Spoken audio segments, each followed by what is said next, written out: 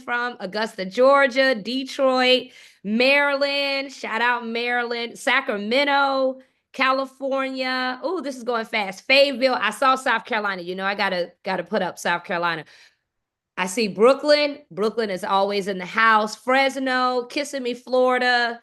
So many in the house. Dallas is in the house. Alexandria is in the house. Chicago, DMV, Merrill. That's an interesting place. Okay, Durham is in the house. We are all over the country in the house. There's a lot of Augusta, Georgia in the house. Ohio, Long Island.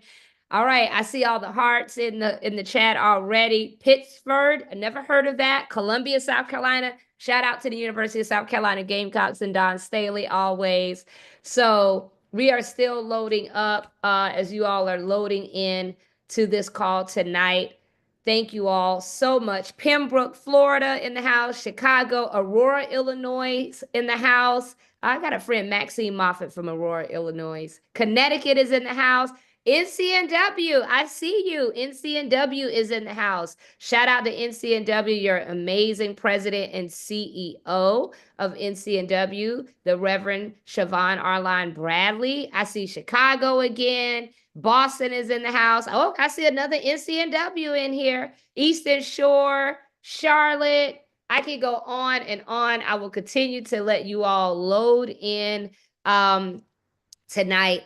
We have a very packed agenda, and we're going to do our due diligence and move throughout that agenda tonight with the express goal of ensuring that you are informed, that you are connected, and that you have the vital information to move forward in collective unity as Black women who are concerned about our communities, who are concerned about our nation, and who are ready to move in collective action together. My name is Joteka Edie, and I am so honored to join you all every other Sunday for what we call Win with Black Women Sundays. I do this every Sunday, and I'm going to do it very quickly because it's important for folks to understand the context. If you're joining us for the first time, Win with Black Women, we are a network of Black women leaders who come together in our individual and personal capacities to focus on three goals. Number one, to speak out against racism and sexism when it is hurled at a Black woman anywhere in any industry in this country. Number two, working in our individual capacity to help elect Black women up and down the ballot, whether or not she is running to be in the local librarian office, whatever that office is, or if she's running for president of the United States. It is important for us to see and have representation and our rightful seat at the table. And last but certainly not least, I work to elevate both the power and the image, the positive image of Black women, and particularly that of Black women-led and Black women-centered organizations. That has been the work of Win with Black Women since we came together for the very first time. And I want to see if you're in the chat, if you were a part of those very first calls in our very first year in 2020. We're almost 5 years we've been meeting and gathering where we all came together around our collective outrage around the narrative at the then vice presidential conversation of who was going to be the next vice president. We got on that call, 90 of us, and we decided to keep going, following the leadership of Black women organizations and Black women leaders who had been pushing for a Black woman to be at the top of the ticket. And together, in partnership with so many Black women organizations and leaders, we all witnessed the power of our nation's first Black woman vice president and Vice President Kamala Harris. And we continue to do work together, whether that has been our work to support the historic confirmations and nominations of Black women throughout the Biden-Harris administration or the United States Supreme Court or other important agencies, or if it has been our work in partnership and support of Black women leaders and institutions such as the WNBA Players Association and the work to help bring Brittany Griner home, or our work to help elevate Black women in their creative and amazing work of art, whether she is in music or film and television, or if she's writing books, or if she's in business. That has been the heart and the work of Win with Black Women, and that is the work we do. Now, On these Sunday calls, we are here to give you all information and highlight Black women who are experts in all of these areas that are impacting us. We celebrate both the need for where we need to act, but also our joy. And that is what we're going to give you tonight. We encourage you to use the chat. We encourage you to use the resource tab that is at the bottom of your across your screen. When you're using the resource tab, you'll be able to get all of the documents and information that our panelists and experts share with you tonight. As always, you will receive next week a recap of this meeting, all of the links, all of the top lines. You will get that in an email that will empower you to continue to do this work. Last but certainly not least, we open in the spirit and we close in the spirit at Win with Black Women. But when we close in the spirit, we are so happy and always great to create a space for fellowship. And that is what we call after hours. And if you would like to participate in after hours, we'll give more direction at the end of the call. But it is an opportunity where you can join various rooms and chat with other sisters. It's not a webinar, it's a live chat. You can move from room to room, and the rooms will have different titles, whether it's federal workers who want a fellowship or whether or not it's just a sister check-in or current topics, all of those and above. So with that, I thank you for your time, and I am so excited to bring to the stage for us to give us the spirit, our good sister, Jamila Bay. Thank you, Sister Joteka. Thank you, one and all. Come, sisters, come, mothers, daughters of promise, mothers of hope, keepers of dreams. We gather now not as strangers, but we are a living circle. We are called together by the spirits that dwell in us all. We call upon the spirit of boldness to stand where others fear to speak. We call upon the spirit of truth to light our way through the confusion. We call upon the spirits of love and of light to remind us that even in the shadow, we are never alone. We call upon the spirit of wisdom seated in us by those who came before us, but from those who are also with us still. We call upon the spirit of hope, that stubborn, that intractable ember that refuses to die. And above all, we call upon the spirit of togetherness and joy. For joy, sisters, is our inheritance, and togetherness is our strength. As we lift our voices together, I invite you, when you hear the words, "We rise in joy," please say them with your whole heart. Let these be your affirmation. Let this be your offering, and let this be your power. We are gathered and we are ready. In these days of discord, let us be reminded our voices are being heeded. We rise in joy. Across courtrooms and capitals, our demands for justice echo louder than fear. We rise in joy. From the bold and audacious laughter of our Canadian and our Chinese friends, defiant and unbothered, the world is reminded joy, too, is an act of resistance. We rise in joy. Where cynicism would have us silent, let us choose to speak. We rise in joy. Where despair would have us broken, we must choose to dance. We rise in joy. Let us now convene, steady, brilliant, and unafraid. We will rise in joy. Thank you, sisters.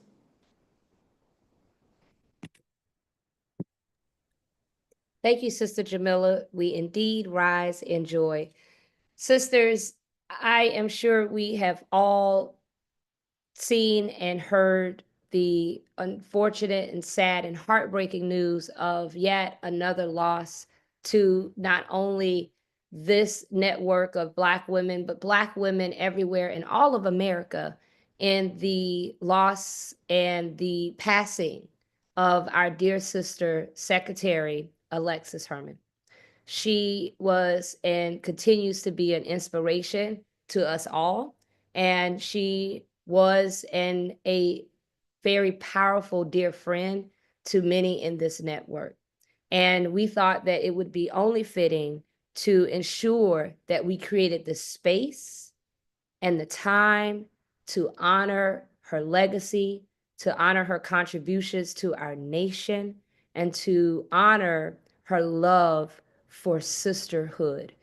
As you all probably know, Secretary Alexis Herman was a trailblazer. She was a first, and she was a devout member of Delta Sigma Theta Sorority Incorporated. I was honored to call her soror, and also an avid and a powerful advocate and supporter of the National Council of Negro Women.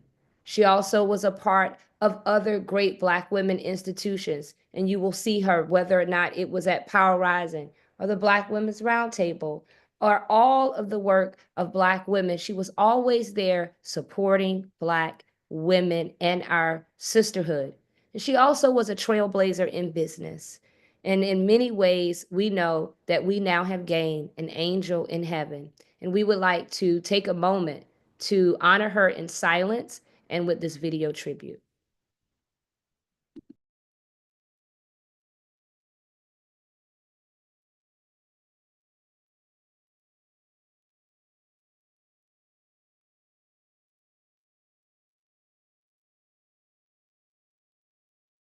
Poet Maya Angelou, Alexis Herman was a phenomenal woman. She was a trailblazer. As one of the youngest women ever appointed to serve in the United States government at the age of 29, President Carter appointed Alexis Herman to lead the Women's Bureau at the Department of Labor. Alexis Herman was sister, friend, and mentor to many. From her earliest days in the civil rights movement, to her work in the Democratic Party, to her time as Secretary of Labor, to her time as corporate board leader, Alexis Herman was a trailblazer for so many of us. But not only did she knock doors down, kick them open, and take a seat at the table, but she held that door open so that many, many more of us could walk through.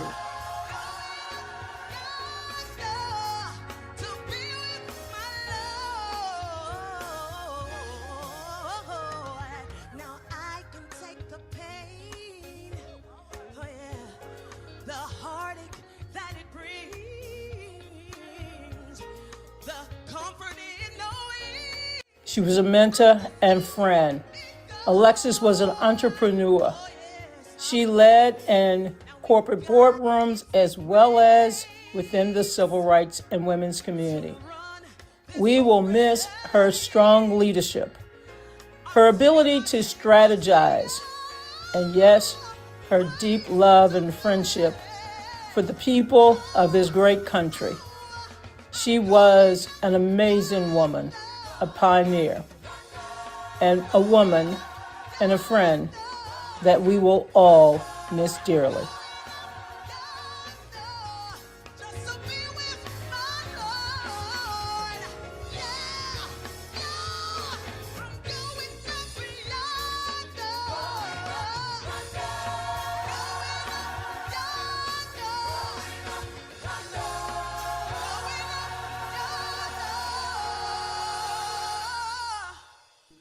About now what? As we talk about this whole question of economic empowerment and what can we do now to take on some of the tough issues and to keep it going, I say to you, keep it real and keep it personal.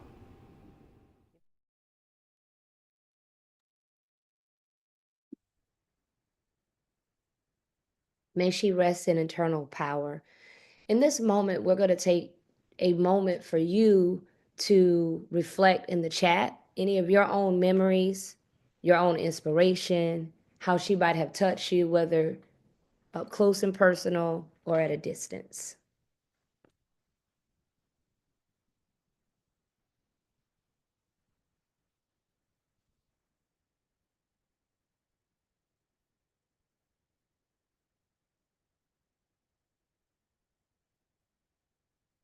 I now will like to ask our dear sister, Bishop Leah Daughtry, who had a very special relationship with Secretary Herman, to come and share some reflections with us. Hey, Bishop. Good evening, sisters. Hi, Joteka, and to all who are gathered here this evening.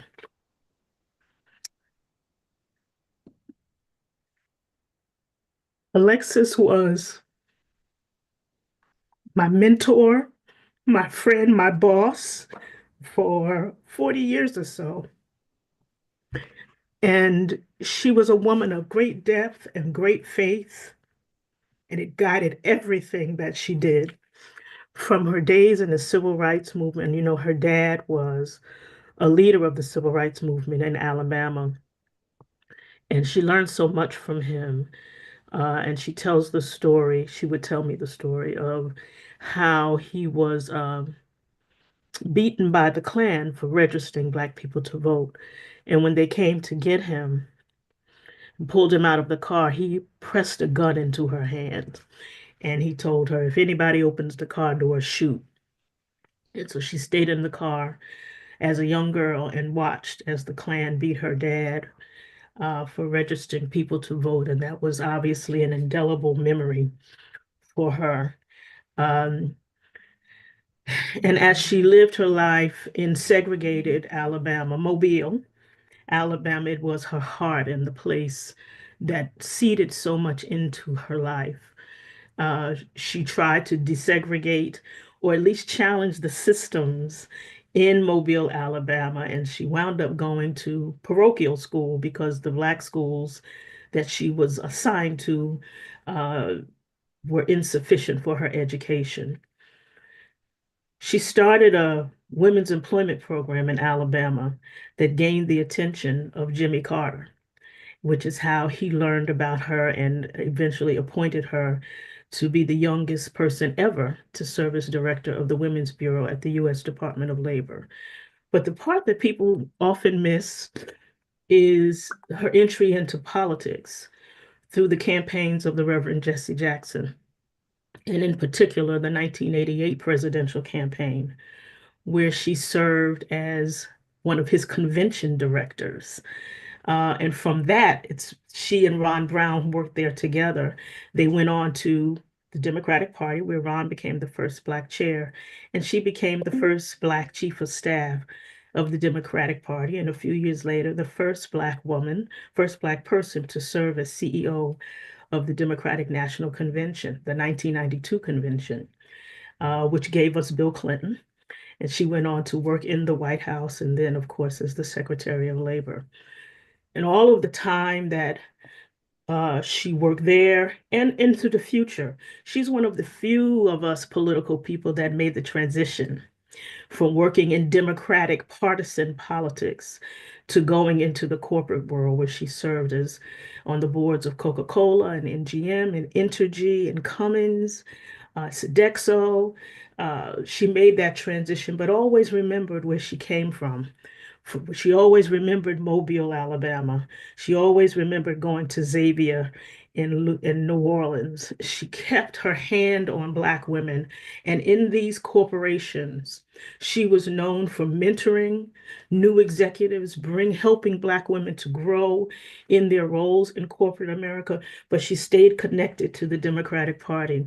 Many of you may not know this, but she chaired the Rules and Bylaws Committee of the DNC. And it was actually her leadership that led to the primary calendar being changed in South Carolina and Nevada moving into the early slots. That was Alexis Herman. She was a friend, a mentor to so many, not to mention her 19,000 godchildren. She collected them.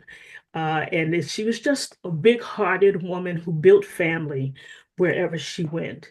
Many of you had the opportunity to work with her or to be part of her circle at Delta Sigma Theta or her beloved NCNW, where she worked so very closely with Dr. Dorothy Height. We will miss her. but she left us a living example of what it is to open doors, to pull others through, and to lead with excellence. God bless you. Thank you, Bishop. Thank you. And sisters, if you are looking in the chat, there are a lot of powerful stories in the chat about Secretary Herman's impact on all of your lives of your family members, your mothers, and they're beautiful to witness. And thank you, Bishop Leah Daughtry and Sister Donna and Sister Holly for your narration and pouring into the beautiful video tribute. May we continue to lift up Secretary Herman's name, her legacy, her work, and in the days coming, we will share further information on how you can continue to honor and to lift up her name and remember her great legacy. Thank you all so much. Sisters, I think if Secretary Herman was on this call, she would say that, and I think we heard in that clip that she was saying, and I think it was very powerful, that we needed to keep it real. And I think that this next segment and conversation is just the segue and the call to action to make sure that we are having conversations and keeping it real about all of the very important conversations that are happening in Congress on a day-to-day basis. Because if you don't want to be political, I know that you all know this saying that the political is absolutely personal. It is going to come and hit you wherever you are. And we're honored to have on this call tonight one of our warriors in Congress, Congresswoman Jennifer McClellan, who is a historic member of Congress, who became the first woman, who became the first African American woman as well, to represent the state of Virginia in the United States Congress. Welcome, Representative Jennifer McClellan. How are you? Always good to see you. I am excellent, all things considered. I want to just add my voice to some of the stories about Secretary Herman. We got to serve on the DNC together. She was an at-large member, and I was vice chair of the Democratic Party of Virginia. And I was on a committee that she was on, and my term ended in the middle of that committee. But she said to me one day, "We got to get you on rules and bylaws." I'm like, "Well, Secretary, I'm not on the DNC anymore." She said, "Well, we got to figure out how to fix that." And I just loved how she would reach out and try to bring people up with her, and put them in positions where they could make a difference. And so I just wanted to share that example of just seeing me in a committee. She wanted to be helpful, and I was very grateful for that, and very blessed to have met her and worked with her when I did. I know it's a heavy time all around. We are coming up on Wednesday. It'll be 100 days of the Trump administration. And let me just say, when I was at the inauguration, listening to him give his inaugural address on Martin Luther King Jr.'s birthday, on the day we celebrate, all I could think about is, where do we go from here? Chaos or community, which was the question Dr. King focused on in the final years of his life. Well, my sister's chaos was unleashed that day almost immediately, and you saw the fire hose of executive orders that continue even every Friday at 8 o'clock, it seems, is when he does his worst business. And in Congress, I am proud to be one of 32 Black women fighting against this backlash against the progress that we have made in making the ideals upon which this country was founded true for everybody, and particularly true for us. But we're in the minority, and our Republican colleagues aren't doing their job to stand up to him, to fight back when he violates separation of powers, to fight back when he violates people's civil rights and puts people on an airplane and deports them to a prison in El Salvador with no due process. And you know what all he's done. I don't have to tell you, but we can't do it alone. We cannot fight alone, and we are fighting. And the Congressional Black Caucus is continuing to be the conscience of the Congress, but we cannot do it alone. This is an all hands on deck moment. And so I wanted to give you a very quick preview of what's going to happen in the next couple of weeks where we need your help. We need you on the phones, whether you live in a Democratic district or Republican district, whether your members are doing what they need to do to stand up or not. We need you on the phones. We need you not just calling the offices, emails. If your members are having town halls, come to them. If they're not, organize one anyway, invite them. And when they don't show up, make a big deal about it. Because in the next 2 weeks, two things are going to happen. Everything that you have seen Trump do is dealing with this budget year that we are in now, that goes until September 30th. Any day now, he's going to send down a bill. It's called a rescission bill that basically will ask Congress to just ratify what he's done and to make cuts. And we're going to have 45 days to act on it. The minute it comes down, just know it's going to be bad and call and ask your member to say no. Then we are going to pass a budget that they've cut Democrats out of the discussion.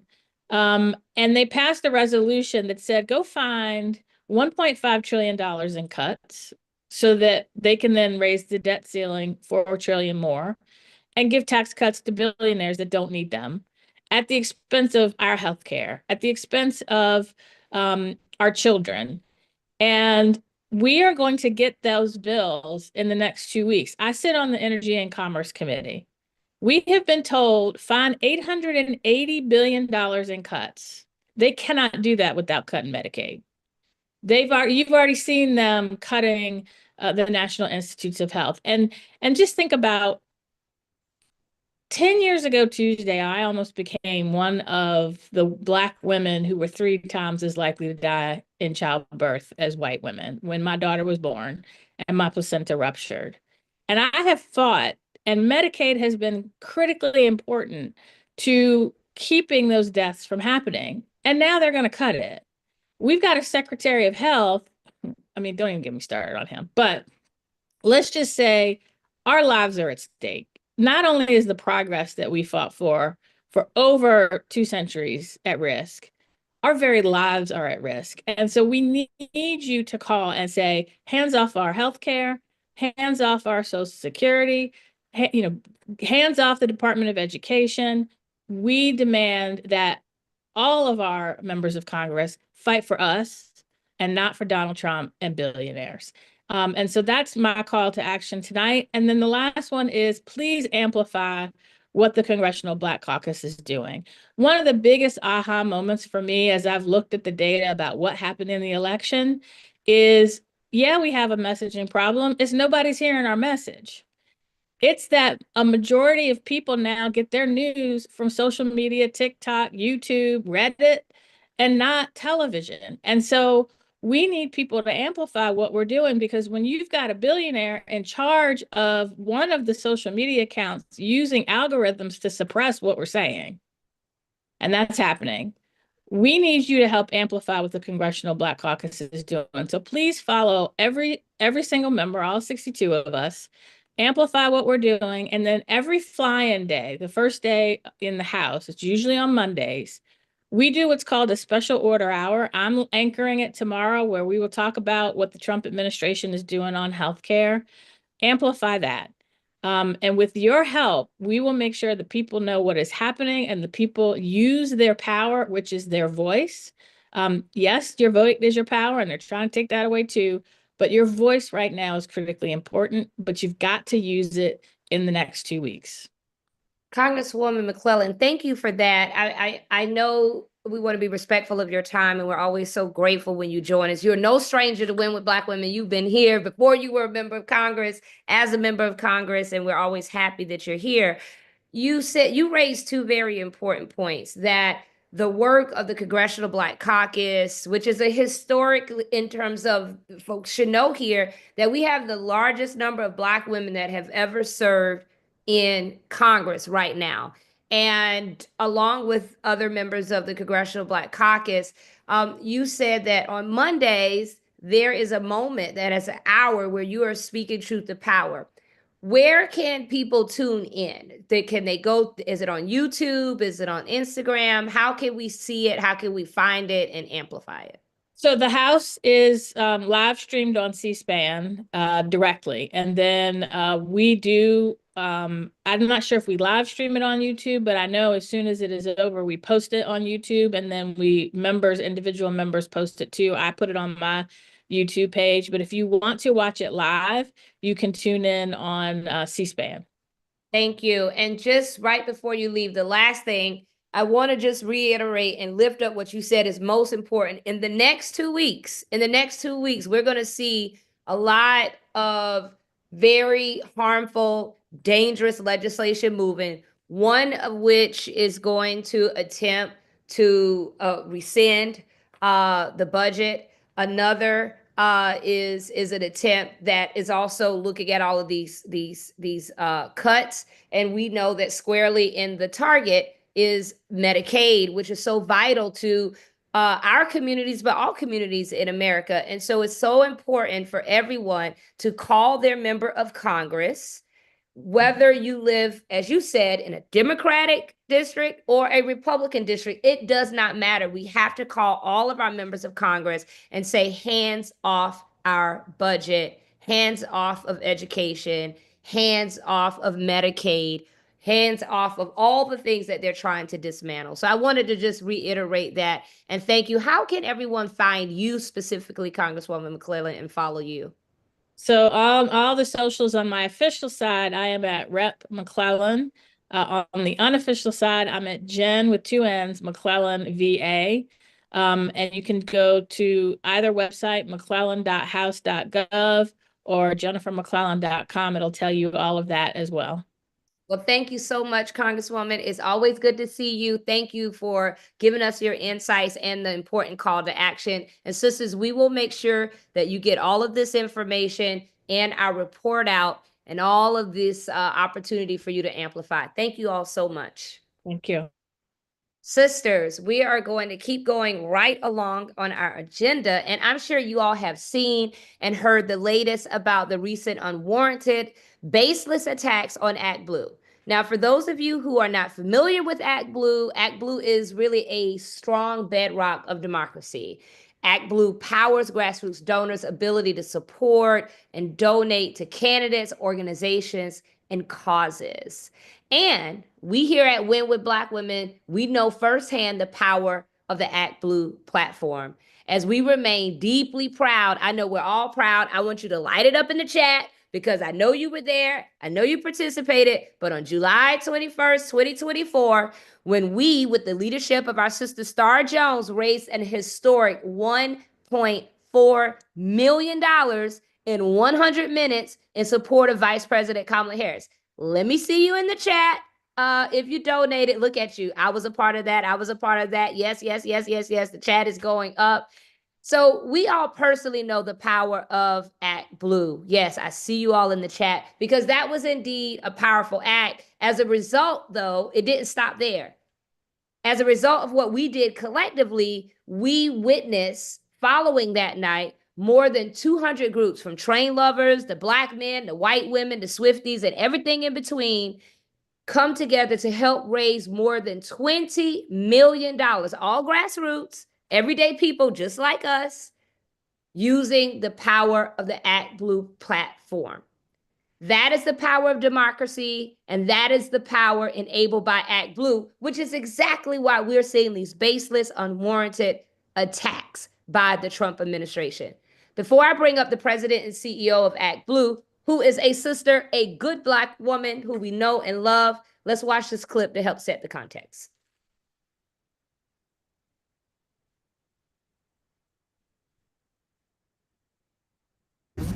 Tonight, after Donald Trump directed the Attorney General to investigate ActBlue, the largest fundraising platform for the Democratic Party and Democratic causes, the top Democratic member of Congress serving on the House Judiciary Committee, Congressman Jamie Raskin, said this in response. He said, quote, "What a striking development. Foreign nationals are spending millions on Trump-owned cryptocurrencies right now in apparent hopes of buying their way out of federal criminal investigations through undisclosed payments.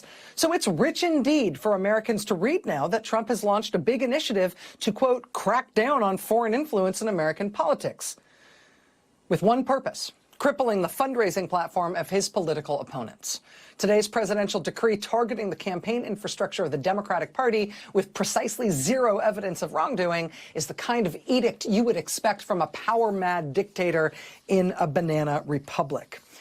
That's the reaction tonight from Congressman Jamie Raskin after the president did sign a bizarre executive order targeting the main Democratic fundraising platform, ActBlue. Joining us exclusively now is the CEO and president of ActBlue, Regina Wallace-Jones. Ms. Wallace-Jones, thank you very much for being here. I know it's been a pretty intense day. Thank you for having me. And indeed it has. I gather you've been expecting some kind of order, some kind of action from Trump for some time. Is this what you expected? Yeah, actually, we have been engaged, obviously, in deep cooperation with several congressional committees for the last year and a half that have been looking into the fundraising practices of ActBlue. The escalation that happened over the last couple of days was something I would not say we were expecting, but are certainly not surprised by the actions that are taking place here. And the one thing that I wanted to do, and which I feel really grateful for, is that you've allowed me to come here and say to the over 28 million donors who have given on ActBlue and to the 40,000 entities who raise on ActBlue that we are here to fight for you and with you to continue to preserve an institution that we have all grown to love, appreciate.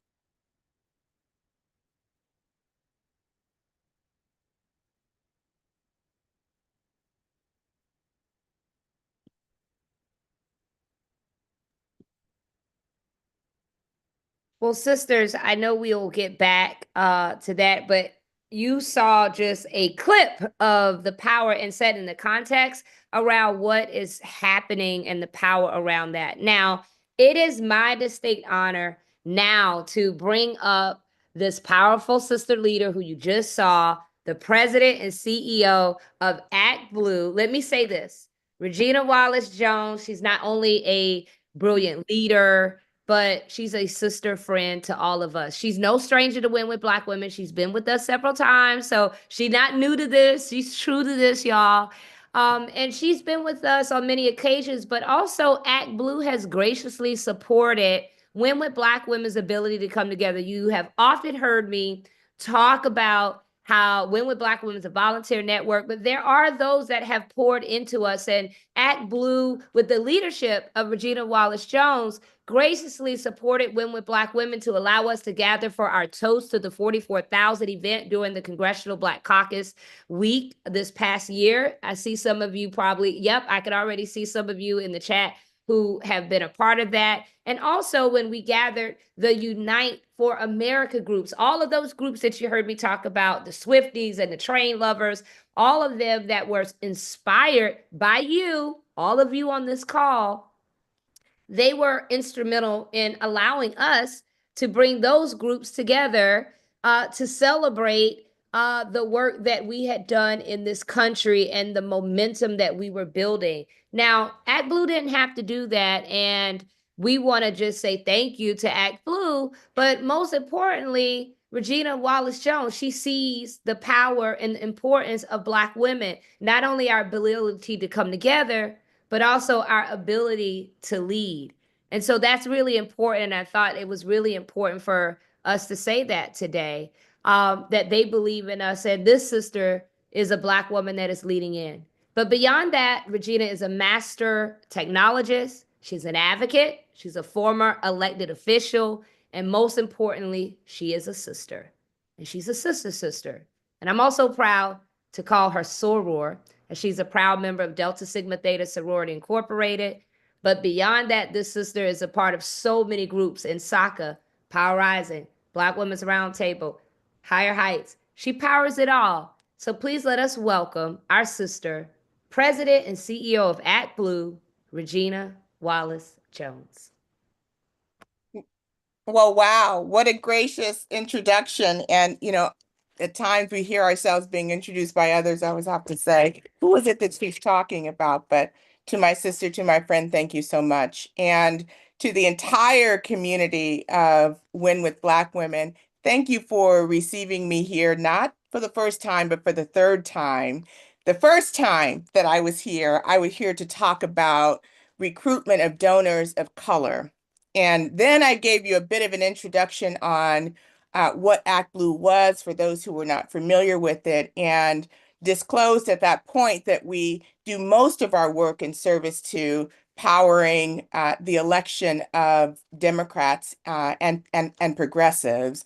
And my big plea to the community then was that we needed to bring more donors of color onto the platform. And that reason was because as we were elevating more candidates of color to run across the nation, that we were clearly at a loss in terms of the sheer number of donors that were contributing on the platform that would naturally lean in first to some of those candidates. And this community rose to the occasion. By the end of the cycle, when I came to talk for the second time, we were really celebrating the outcome of last cycle, which for those who were not here then, what I was saying was that together we raised $1.5 billion for our then candidate for president, Kamala Harris, and in total raised $4.7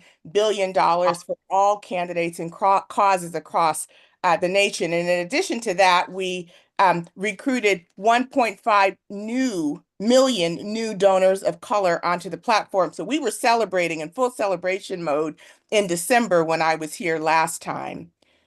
But in the backdrop, there were a couple of things that were happening for ActBlue that I just want to make sure that we're all clear on. The first is there's a gentleman named James O'Keefe that had been following ActBlue around for over a year's period of time. In fact, he even joined us at the Democratic National Convention in disguise, wearing a Kamala Harris jacket, trying his best to get footage of ActBlue that he could then post on X.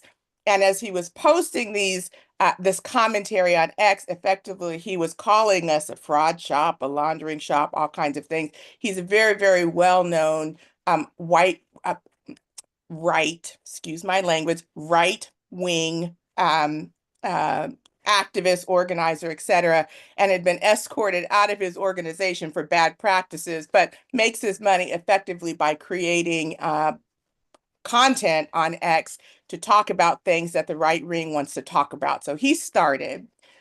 Shortly after that, several Republican attorney generals started to cite his post and make inquiries into ActBlue about our fundraising practices. And I think it was 12, something like 12, could have been a little bit more, but 12 attorney generals began sending inquiries in. And this was all happening right as the election was coming to a close. And we thought at the time was that they were setting up for the election has been stolen because ActBlue has raised so much money, moved so much money really for the presidential candidate and for all elected officials that were running for re-election or for new elections. But following the election, and we all know what the election outcomes were, and we're all still in some ways grieving those election outcomes. Following the election outcomes, what we saw was that Congress then started to weigh in because by this point, everything was in a Republican majority. And Congress started citing these things that were coming from the state attorney generals, which were citing work that was coming from James O'Keefe, basically looking into the activities of ActBlue. And it's ActBlue specifically. It's not fundraising platforms generally. It's ActBlue specifically, which was obviously troubling, but few to any pay attention often to what's happening at the congressional level, unless you're just one to be plugged into what's happening with the various bills and discussion points that are happening. So in the last week, all of that culminated up with the President of the United States not signing an executive order, and anything that you're reading that is saying that is actually a misstatement of what occurred. What he signed was a memorandum instructing the Attorney General, Pam Bondi, to look into the fundraising practices of ActBlue and to report back in 180 days what she finds. Now, anyone who knows ActBlue well knows that we really pride ourselves on being in the background, right? When you hear about ActBlue, what you're typically hearing from is candidates, you're typically hearing from operatives, you're typically hearing from the news, media outlets, et cetera, talking about ActBlue. And what we believe is the most powerful thing is to make sure that in the background, everything just works. And we've been doing that for the last 21 years. But in a moment like this, when everything has escalated so fast, our perspective is that we have to change our posture. And part of that means engaging in forums just like this across all of the entities that are raising with us and also with the donors that raise on ActBlue, and really putting on our organizer hats to make sure that we are activating the entire ecosystem against what we believe is really baseless. So here are a couple of things that I want to make sure that you all know. Despite the flurry of fear that is running through our ecosystem today, ActBlue will not shut down. There's a period on that sentence. The recent White House memo does not purport that, and we will not purport that either. So anything that you're seeing or reading or hearing that suggests the same, that is someone's interpretation of whatever they think is happening, but I am just giving you the facts. ActBlue has an enduring ability to maintain operation as an organization, both technically and technologically speaking, and also financially. This is something that we have thought about and protected with clarity and with thoughtfulness for the last 21 years, and for good reason. Now is the time that we need to deploy resources to make sure that we as an ecosystem are protected and defended. Thank you to all of those who have sent messages of support. I've seen them. I felt them. They have moved, elevated, and uplifted the ActBlue organization and really created a sense that we are not in this alone, because we are not. Let's be clear. This is not about ActBlue at all. This is about the democratic institutions that allow us to elevate candidates and causes that are in opposition to the current powers that be that are in charge. Now, let me say a couple of things, because I have to be cute and add some levity on a Sunday night. I already told you that we raised $4.7 billion together in the last cycle. The last cycle represented ActBlue's 20th year of being in operating existence. Over the same period of time, our rival platform, WinRed, which is a platform that is utilized by Republicans to raise money, raised $1.8 billion. So you can see where the challenge is. One is raising 4.7 billion, the other is raising 1.8. Of course, this does not account for super PACs that are out there in the ether, but for small dollar donors who are on average, at least in the last cycle, giving $48 per gift, and who may be giving several gifts over a long arc of time to many candidates. But in general, these are smaller gifts. These are not million or billion-dollar gifts that are, moving to campaigns and causes.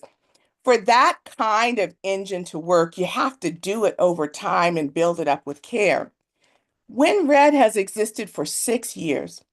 And I can assure you that when ActBlue was 6 years old, we were raising that or less. So we are not comparing apples to apples. And clearly there is something that is deeply baffling Republicans specifically about why it is that over a cycle we would raise nearly 3 times more as a community than they would raise. And so all of the theories, all of the posturing, all of the everything else that is coming forward today is coming forward with the premise of trying to understand how is it that they over there are able to raise $4.7 billion and we are only able to raise $1.8 billion despite all of our prodding, despite all of our malpractice, despite all the things that we have unlocked as as a party and as a collection of institutions. But I will say one thing is for sure. They are operating together and collectively, and this is not a time for us to start circulating messages like we need to democratize giving. We need to break it up and use smaller platforms to move us forward. The thing that makes ActBlue the powerful central institution that it is that we are all here. All 28 million of us are here at the same time. And when we care to, are making and unleashing and unlocking the gifts to power our candidates and our causes. So ActBlue is in rapid response posture. This is a different posture than we are normally in, but we are there fully and completely with 10 toes down. Over the coming days, you're going to see ActBlue responding and generating more media via new channels, posting more social media, more content, and more ads. You'll also see us fighting back, not just offering off-the-record comments, which is what our normal posture is, but putting on-the-record comments, because we're fighting back not just for you, but with you. We rise and fall together. And we also have an incredibly capable legal team representing us that is working to make sure that any attacks that we're receiving are getting the appropriate legal responses from ActBlue. All that is great. So far, we've gotten lots of different support from all over the place. We've received a joint statement from the party committees, the Democratic National Committee, the Senate Committee, the Congressional Committee, and the Governors Association. We've gotten statements from the House Ways and Means Committee and the House Judiciary Association. This past Friday, I met with all the state party leaders, and all of them started sending out, you may have received some fundraising messages, et cetera, trying to make sure that we're activating together. We have countless elected officials that are making comments as well.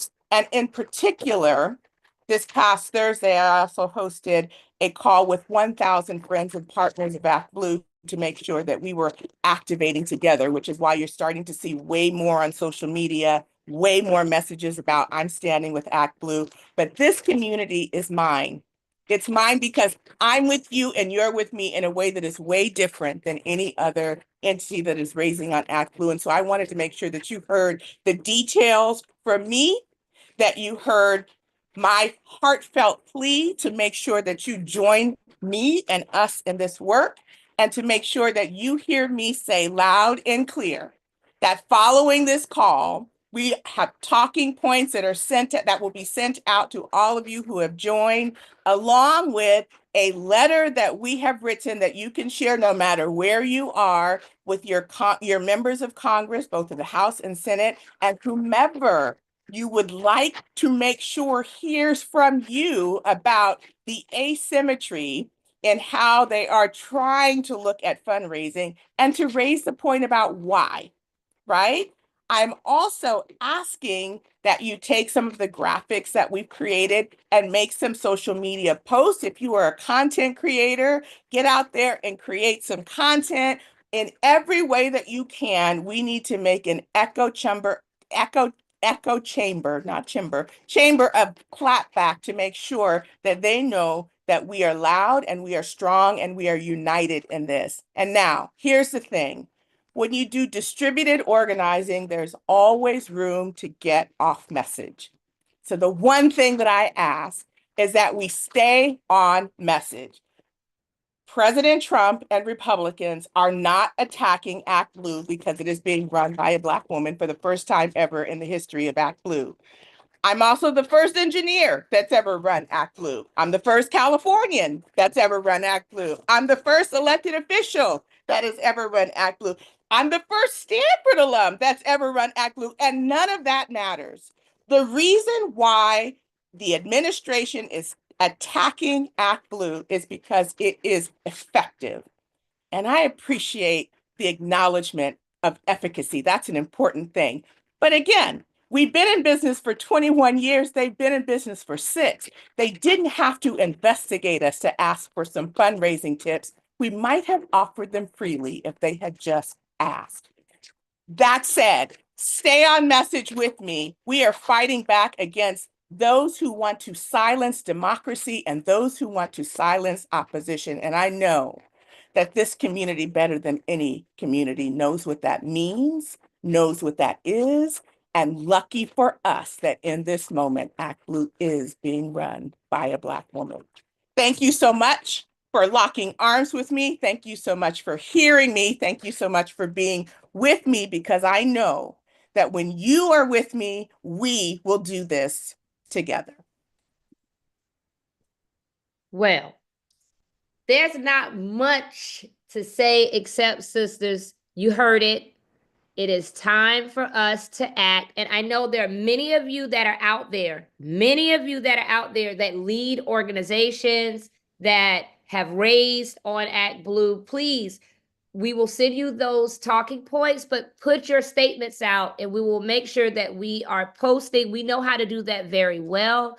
I think it's also important to note that not only is it important for us to act, but we've also got to support this good sister as the leader that she is. That's what we do. And there are some powerful, amazing, brilliant Black women that are locked in arms with you, that are on this call tonight. They're coming up on the screen. Sister Mignon Moore, Sister LaFonza, Senator LaFonza Butler, Sister Rachel Norlander, and so many others, because she's a part of NSACA, Power Rising, Win with Black Women, NCAW, all of us. You are us. And so I just want to turn the floor over to these sisters to have a word tonight about the importance of us making sure that we stand in solidarity with ActBlue.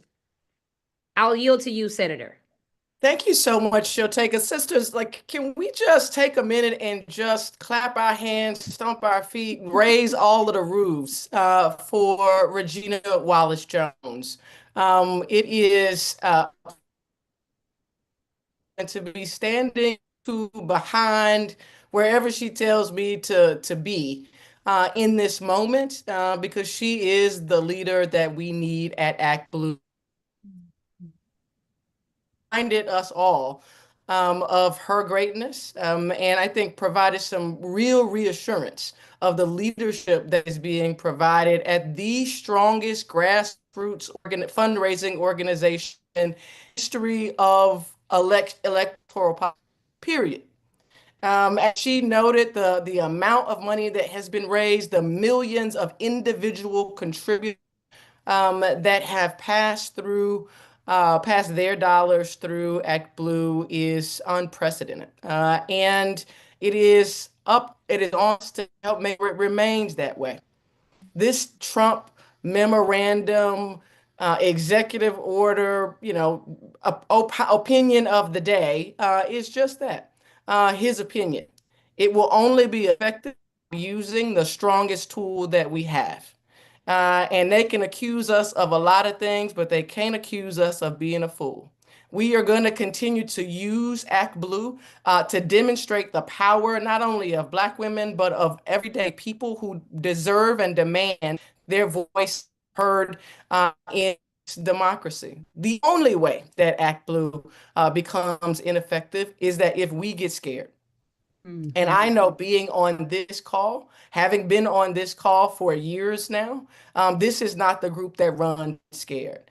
I have heard since the Trump memorandum that lawyers are telling their clients, organizations and candidates that, oh, ActBlue isn't going to be around. Don't open your account with them. I have heard the continuation of the misinformation that in so many ways wreaks havoc amongst women on this call who have run for office themselves. I would just only add my voice, participate in the misinformation that is running rampant across the internet and frankly our networks, to stand in the space of truth when the opportunity is presented, and in those moments where our friends say, oh, don't use ActBlue, it's going to shut down. Remember the power of the voice of Regina Wallace-Jones that you just heard. Remember that this is the largest first quarter fundraising for Democrats on ActBlue in quite some time. Remember that there are more than 28 million active contributors who are using this platform and have used this platform. Remember, there are 40,000 causes that are relying on this platform, whether for a kidney transplant fund or raising money to protect abortion care. Remember that those through this powerful platform. And for those of my last point, Joteka, and I will be done. For those of us who donate through ActBlue, it's important that we realize that we're not donating to Blue. That the organization that is ActBlue actually only benefits when we actually contribute to the tip jar. All of the other funds that are actually being raised are being sent directly to the candidates' campaigns or supporting are being used to support the technological infrastructure investments that are required to keep the organizational piping. So let's make sure that we not only bombard ActBlue as Sister Claudine Sweeney posed in the chat. Not only do we bombard ActBlue with donations, but let's take a little bit of extra time and bombard ActBlue, the ActBlue tip jar. And because they're going to need those resources in this fight. And I know that we all here are prepared to stand with them in this fight. And so thank you, Joteka, for bringing us all together in this incredibly important moment, supporting a critical infrastructure for the causes and candidates that we believe in, and to invite us all to join the fight that ActBlue is going to be putting forward on behalf of democracy moving forward. I think you're on mute, Joteka. You would think after 5 years that I would have this figured out by now. But Senator Butler, thank you so much. It's always an honor to have you. And what we know is that Win with Black women, what I love to say, what we all embrace, it is a collective love letter to ourselves from ourselves. And that is the purpose of this network. That is why there are over 2,000 Black women on this call right now and others that are watching tonight. And I see you in the chat. And I just want you all, if you can, just a quick, we're going to be like we in the church, really quick. If you learned something tonight that you did not already know about ActBlue or cleared up some misinformation and or intend to take action, I want you to put some blue hearts in the chat or just write ActBlue or just put, as Senator Butler said, we ain't never scared. Whatever you want it to be, let the chat so that our sisters like, yes, I see it, ActBlue, blue hearts. Folks are saying we ain't ever scared because we as Black women, we do not run. We run to solutions. And I couldn't imagine a more powerful video, a powerful photo up here. I mean, we've got Senator LaFonza Butler, Rachel Norlander, and Mignon Moore, and Regina Wallace-Jones. I mean, that is just powerful to have all of you all here. We just want to thank you for your time. Thank you for your leadership. Rachel and Mignon, I do want to make sure, I would be remiss if I did not yield the floor if there was any comments that you wanted to make as well. You know, I just want to go back to something that Regina said earlier, and I just want to refocus her because she knows that if I am nothing else, I am a fan of her leadership. And what I want you all to understand about this person that is leading this organization, because they will challenge her authority. She is an engineer. She know I love to say that. She is an engineer by training. She is a techie by training, but she is also a former mayor of East Palo Alto. And so what she brings to the table is something that is incredibly unique. Not only does she bring the brilliance, but she brings the heart and the humanity. So our supporting her, which she will always downplay, God bless her, is also supporting ActBlue. because she has the credentials that will take this organization to another level. She's introducing innovation to ActBlue. So when you ask the question, and Senator LaFonza said it, everybody's trying to figure out who's the next ActBlue. There is no next ActBlue. She is ActBlue, and she is the next one for the next century, probably. So get it out your head. We're investing in ActBlue. We're putting up these hearts like Joteka has told us to, and we are going straight for the engineer, the mayor, and the president and CEO of ActBlue. That's where I stand. Somebody said 10 toes down. I'm going 10 toes down. And on that note, 10 toes down. And y'all said it, 10 toes down, and the senator said, we ain't never scared. All right. That is what we're doing tonight. Thank you all so much, sisters. We will get to you the talking points. We will get to you the graphics. We will put out a social media toolkit. Now, there's two separate things now. There's the recap of the meeting. You're going to get some of what you heard, but you're going to get a social media toolkit specifically on this, because we cannot allow the bedrock of what allows us to engage in our democracy to be demised. And that is why we have to speak boldly, we have to speak loudly, and as Mama Hazel Dukes would tell us, consistently and with courage.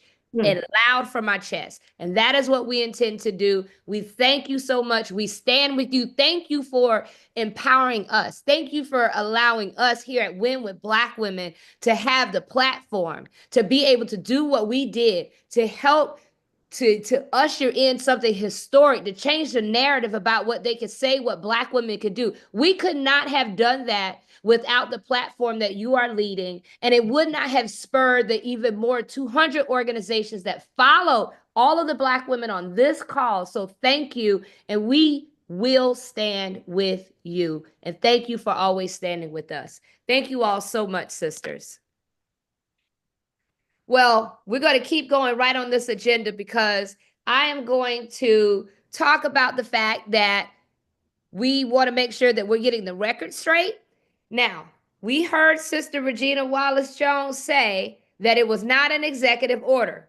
It was a memorandum. That's what it was. But we also had several executive orders that came down in the last week. And it's important for you to have an understanding, a breakdown of those executive orders, what they do, what they do not do, and how they impact you. And we're so honored to have joining in her personal capacity, but you probably have seen her and know her. She is the brilliant civil rights attorney, litigator. She is the president and the director counsel of the NAACP Legal Defense Fund, which has been defending us in the courts for a historic number of years. Janae, welcome back to the Win with Black Women stage. I want to just turn it over to you to give us a breakdown of these executive orders. Some of them were nothing burger. A lot of them are dangerous. Tell us what is out there and what we should know. Thanks, Joteka. It's wonderful to be back with all of you, especially at this moment where we are trying to assess exactly where we are 100 days into this current white nationalist regime, the Trump administration.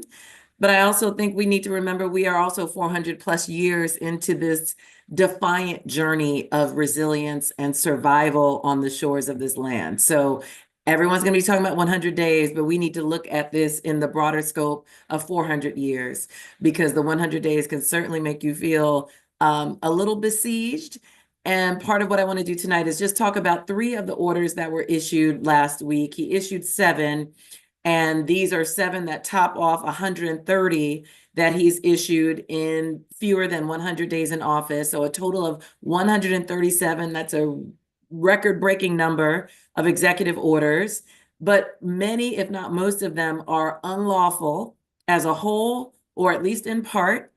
And there have been many legal challenges, most of which have been successful. There are approximately 211 cases that have been filed against the Trump 2 administration, most of them involving executive orders. And there have been at least 122 rulings that have temporarily paused some of the administration's worst actions and initiatives. So again, numbers matter, and let's put all of that in context. And I can just speak for the Legal Defense Fund at LDF. We're on track to file as many challenges to Trump's lawless antics in the first 100 days of his second administration as we did in the entire 4 years of his first administration. So that just gives you a sense of how much we have all been meeting the moment. And that's a reflection of the gravity of these executive orders, of the lawlessness of this administration overall, and just some of the blatant unconstitutionality and the way in which he's been abusing executive power in his second term, similarly to what he did in the first term, but now it's been turbocharged. And we know that this is all part of this flood the zone strategy, right? To just issue order after order after order so that we feel inundated and we feel that we can't breathe and we're drinking from a fire hose. But he's forgetting that there is a legal wetback, and we are there on the scene, the Legal Defense Fund, along with so many of our allies in the civil rights field, to challenge these executive orders. And again, we have been successful in so many instances. He's attempting to use a fig leaf to veil what are some of the most contemptuous assaults on the Constitution and the American people. But we can't lose sight of the fact that his primary target is to dismantle the civil rights legal structure that has governed our developing multiracial democracy for the past 60 years. And he's also going after core principles in the Bill of Rights, right? Our First Amendment rights, like freedom of expression and freedom of speech and freedom of assembly. He's going after the Reconstruction Amendments by trying to rewrite the 14th Amendment in one of his first executive orders out the gate. That's the one that was challenging birthright citizenship. But I've been asked to speak about the latest assaults, and there's 3 of them in particular that I want you to be aware of and that are of deep concern to LDF. There are many more, but I just want to focus on these 3. One is aimed at school accreditation. Another one attempts to eliminate protections against discriminatory policies. And then a third one ends fair school discipline practices that disrupt the school to prison pipeline. So we need to be concerned about each of them. So I'll take them in turn. The first one is called Reforming Accreditation to Strengthen Higher Education. Sounds good. It's not. This order strong arms accreditors and the institutions of higher education that they oversee to abandon the legal practices that help create a racially inclusive learning environment, racially inclusive campuses, tactics that improve outcomes for all students on campus, and especially Black students. This will make it harder for accreditors to ensure that colleges are providing quality outcomes for students. We know that HBCUs may face heightened scrutiny for accreditation, and that certain agencies like the American Bar Association were specifically name-checked, as well as medical schools targeted specifically, even though we know that only 5% of lawyers in America are Black, only a little over 6% are law students. But when you look at the numbers, you know that there is no truth backing this executive order. In medical school, only less than 10% of the students matriculating in medical schools are Black.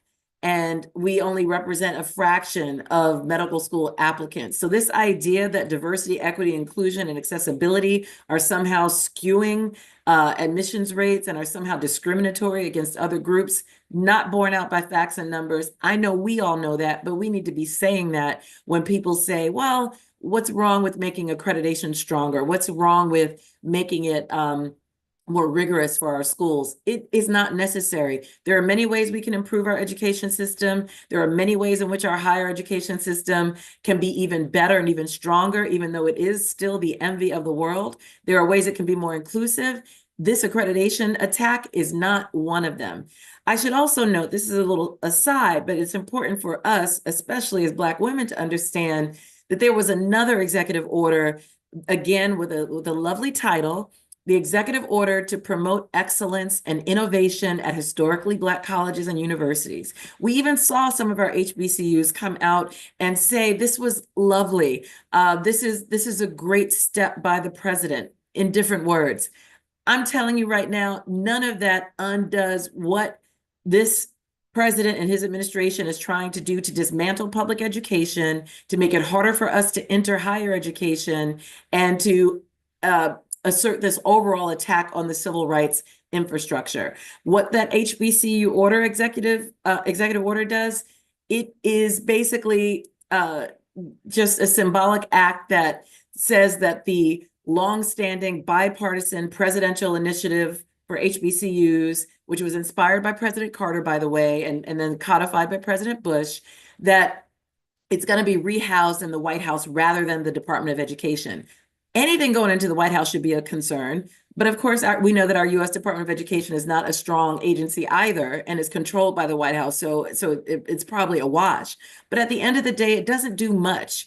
It doesn't do, frankly, anything new at all. And the idea that some of us would be saluting it and celebrating it is a deep cause for concern, because even if he does throw funding at HBCUs, even if he does continue to lift them up, that's the sleight of hand to make us look here and think he's doing something good when he is absolutely destroying the public education system that Black students across the country rely on more than anything. So let's keep it in perspective. The second executive order is misnamed Reinstating Common Sense School Discipline Policies. And this order calls on the Department of Education and the Department of Justice to issue new guidance on school discipline based on false claims that ignore what is very well-founded and documented research that Black students are disciplined far more frequently, far more harshly than their white peers. So this order is going to make it easier for schools to subject students to discriminatory disciplinary policies, and it will help fuel the school to prison pipeline that so many groups like the Legal Defense Fund has been fighting to shut off for years. We know the numbers again, nearly 4 times, Black students are nearly 4 times more likely than white students to be suspended. We're 3 times more likely to be expelled, over twice as likely to be referred to law enforcement, nearly 3 times as likely to have experienced school-based arrest, over twice as likely to be subjected to corporal punishment. The numbers are clear. Black students suffer when we increase disciplinary policies at schools.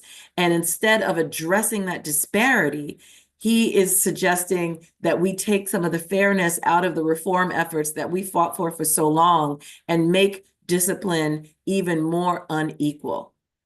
The final executive order that I want you to be aware of actually is a perfect segue from the last one.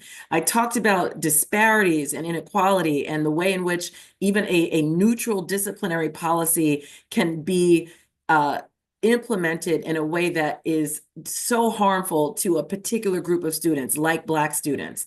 So this next executive order, called Restoring Equality of Opportunity and Meritocracy, again, completely misnamed, that seeks to upend longstanding civil rights law enforcement and principles that are at the heart of ensuring that Black people and other marginalized communities have equal opportunities across every facet of life in the United States. You may have heard of this as, referred to as disparate impact liability, which basically means that an entity can be held liable, can be found to be in violation of the law if a law or policy or practice does have an impact on a particular group because of who they are, because of their identity, and there's no real justification for it.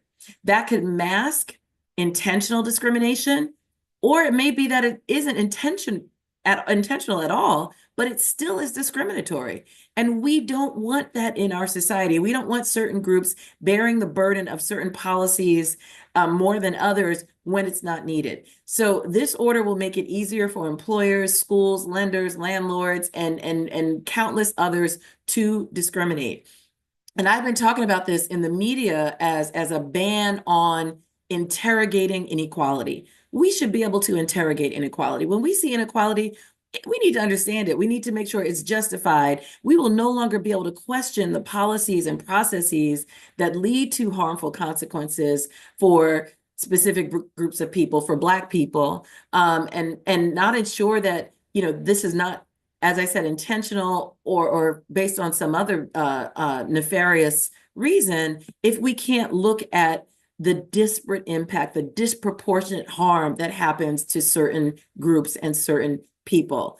So we can't be left with intentional discrimination as our only tool. We know that it is difficult to prove. And as I said, in so many instances, it's besides the point. Even if discrimination is not intended, it still has no place in our society. So I will close. I know that there may be a lot more I could say about these orders, but we're short on time. I will close by noting that these executive orders, like so many others, will be challenged. The substance of these orders is not only wrong, but what they attempt to do is to run an end run around the Constitution, an end run around Congress, an end run around the courts. So we should be talking about these not only in terms of the harmful substance of these orders, but also the process, the fact that this president is using his executive power in an unlawful way. He does not have the power to do this. So I'm going to drop some stuff in the chat that I think can be helpful if you want some more information about these executive orders and just about the other, challenges that are swirling around in these first 100 days. But remember, keep the long game in mind because we've been here well longer than 100 days, and we will continue to survive and thrive despite these threats. So thank you. Wow. Director Counsel, thank you. That was so powerful. How can all of the sisters that are watching, that will continue to watch this, how can they follow you and/or NAACP LDF? Yeah, well, I'm on all social media channels. You can look up Janae Nelson and you'll find me on, Blue Sky, Threads, Instagram, LinkedIn, all of it, and as well as the Legal Defense Fund. We're NAACP Legal Defense Fund or LDF, and you can follow us there. I'm going to drop some stuff in the chat so you can check out our website as well. Absolutely. And I've gotten a couple of text messages saying, could she please come back at least once a month, every so often, and break it down? Happy to. It'll be my honor. Yes, absolutely. And I say this all the time. When with Black women, it's all of us. There is a Black woman expert for all that we are dealing with, all that we are rejoicing, everything. There is a Black woman for you. Thank you so much, Sister Janae. We appreciate your brilliance and your excellence. And we look forward to having you come back. Now, sisters, as we continue in this agenda, you have heard a lot tonight, and you're probably trying to say, oh my goodness, I've heard so much. What's going on with ActBlue? What's happening in Congress? These bills that the Congresswoman talked about, all of these executive orders, this presidential memorandum, so much. Well, who do we have? Herman Finney, who is going to break it down and give us the message. Hello, my sister. About this, how to have the message. Who better than the commentator, the analyst, the communications expert and strategist, Karen Finney, who's been with us since day one. Always good to have you, Karen. Give us the message, sister. You got it. Thank you, my gorgeous. And I'm going to be quick because I got a pup at my feet who's like, we got to go. I got to go. What an honor to follow Janae. I'm going to y'all, we are links in a chain of freedom. My father in 1968 was working for LDF and went to Mississippi to do voter registration. That's who we are as Win with Black women. We are links in the chain of freedom and honesty and truth for our people. It was, Alexis Herman as a 20-something, all the things tonight. So I want to just be real quick. So we have 100 days of Donald Trump coming this week. And let's be clear, any poll that you look at, even Fox News, and of course, Trump got mad at them, is telling us the American people, we are not buying it. We know he is lying to us, right? So we want to call out the fact that cost of rent, groceries, gas, all still too high. He ran and said, 24 hours, within 24 hours, I'm going to end the wars. I'm going to bring down the costs. I'm going to deal with inflation. We knew, because we're the 92%, that was a lie. But now the rest of America is saying, wait a second. And the other couple of things that are really important about this, Americans are also saying, so consumer confidence is down. They're saying, wait a second, we're not sure that under his policies, our lives are going to get better. That is a really important moment. It creates an opening. And I want us to understand, to what Janae was just talking about, don't let them tell you Democrats aren't doing anything. We are, because guess what? We're winning in the courts. Democracy Forward had a great statistic. 100 judgments, 100, as of April 23rd, have slowed down this president, where courts, conservative justices, Democrat, it doesn't matter who they were appointed by, are saying, slow your roll, man. You are not following the law. And so the simple way that I would talk about some of the things that we're talking about with these executive orders, when we're talking about 2-year-olds, 5-year-olds, 7-year-olds being deported, a 5-year-old who has cancer being deported, we are just saying to this president, follow the law. You got due process. We want everybody to get due process, right? That's simple. You don't have to get too far into the weeds. You don't have to get too far into the details. We're just saying, follow the law, follow the Constitution. I think that's really important. And remember, this week, as the 100 days comes up, we're also going to see Congress is going to start marking up that budget. And what goes into the final budget is going to really matter. How are they going to make those numbers without cutting Medicaid? I'm going to put Medicare in there. Social Security. We're already seeing communities around the country where DOGE is impacting people who have to be on the phone for hours waiting to get their call answered for Social Security. So the more we're talking about the impact that people are feeling in their own lives, and you all have the stories because you're seeing it and feeling it, the more we talk about that, the harder it is for all the spin and the Stephen Millers and all the other stuff. No, this is what people are seeing and feeling in their own lives, and you all are out there to say it and talk about it. It's critical. The rubber is meeting the road, right? So we've got to tell our stories. I want you to get on your phones. I want you to tell your stories and push them out on social media, because we've got to flood the zone to tell the truth, because we are under a barrage of lies. The Trump administration is telling all of their people, you know, this is why we're seeing all these videos of Kristi Noem with her glam looks at the border and with guns in her hand. It's ridiculous. We're the people. We know the truth. So we've got to tell the truth.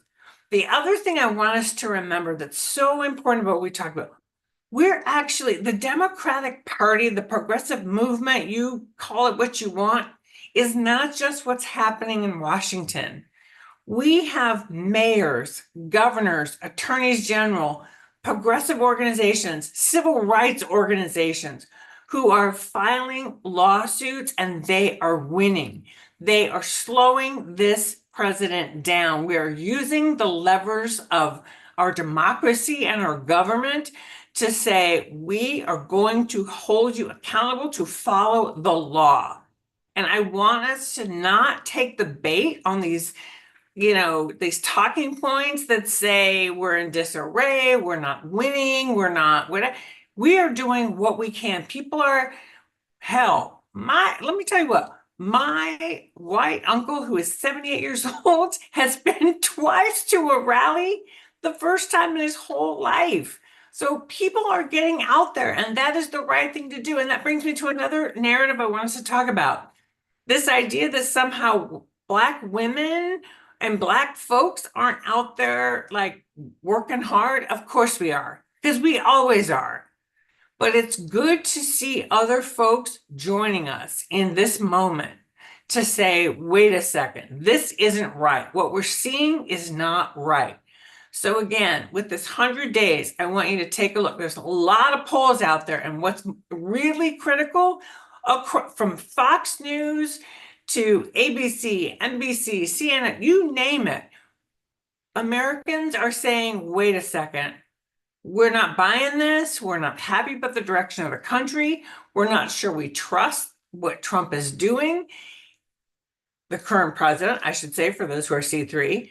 And that means that is our power. That means we are being heard. That means we are breaking through, and we've got to keep making our voices heard. And I want to, last thing, support our organizations that are filing the lawsuits, that are slowing down the horrible things that this administration is trying to do. We're going to deal with Blacksonian. We're going to deal with some of the things Janae was talking about. But we've also got to use the courts as a tool to do that. And I want us to remember we're winning there because the law is on our side, because this president is not following the law. And with that, I will turn it back over to Joteka, to Holly, and I will just say thank you all. It is always an honor to be with you. Karen, we are always honored to get the message from you. I mean, we're with Black women. I'm telling you, we are quite honored because we have some of the best sisters in PR that are like both on stage, backstage, in the audience. I mean, across the board. Yes, I we mean, do. but to have you and Donna Brazil and others And Rachel, that are always helping us with the message. Karen, I know you. we can see you on CNN. We can see you. How can we follow you? Because I know you do share a lot, and it's important for us to Yes. amplify whenever we see you out there on Blue Sky. Where can we find you? Thank you so much for asking that. At Finny K on Twitter, same on Blue Sky, all the things, all the places. And thank you so much. It actually really matters, ladies, when we follow the people who we like to follow Women with Black Women, to follow Higher Heights, to follow Holly, to follow Regina, to follow ActBlue. It really matters because there are folks outside of our ecosystem who look to see how many followers people have.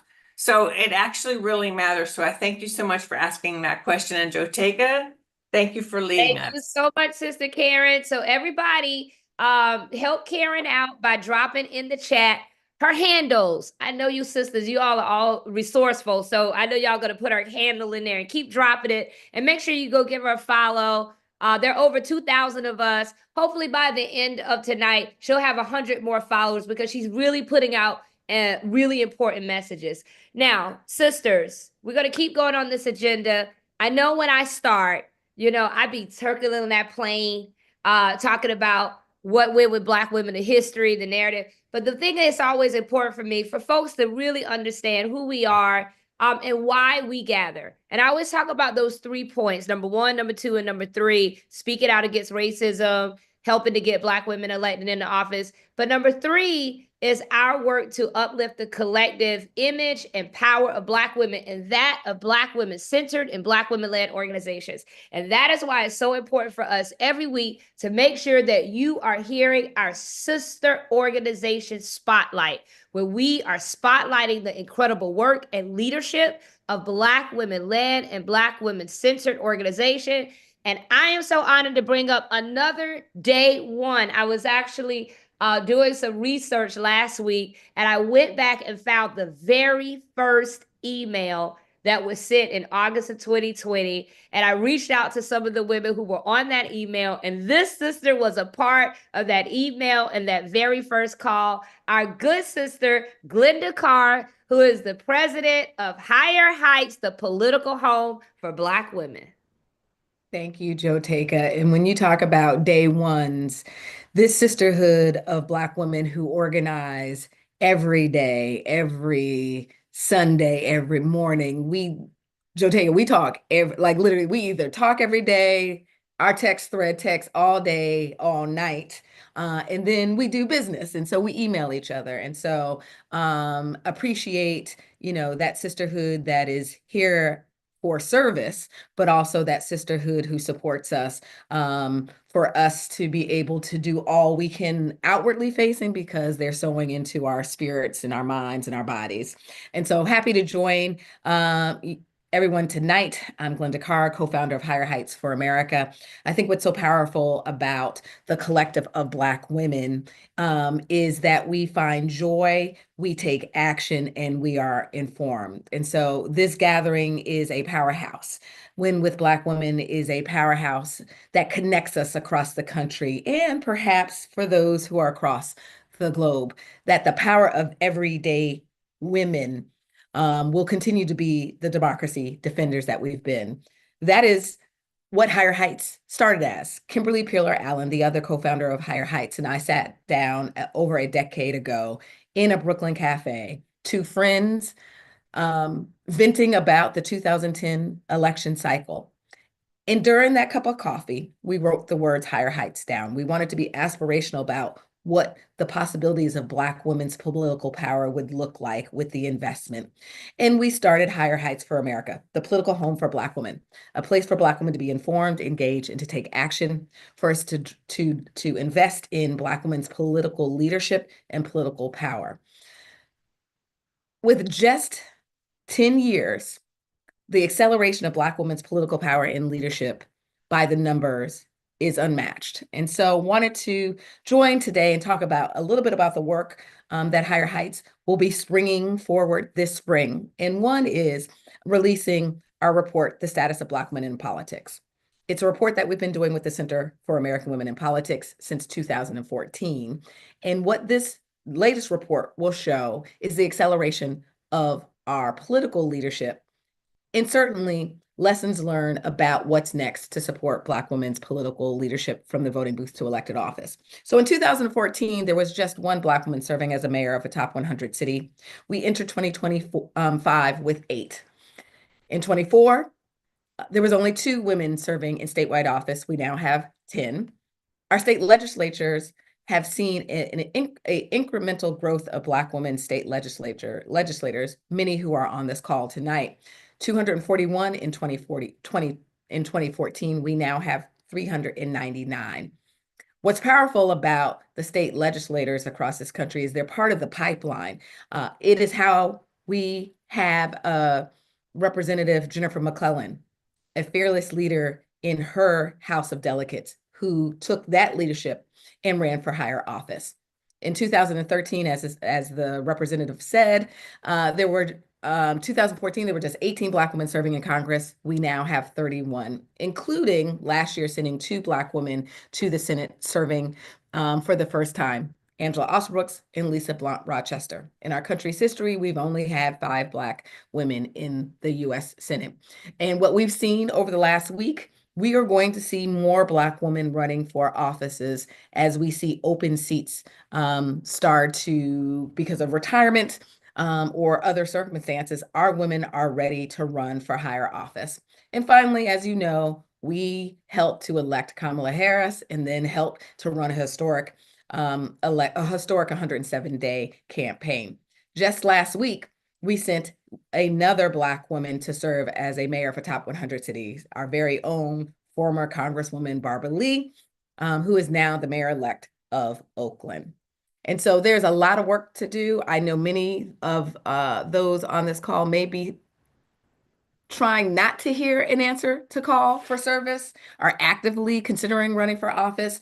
Higher Heights is your political home. And so we've been brunching, or our signature program, Sunday Brunch, since 2014.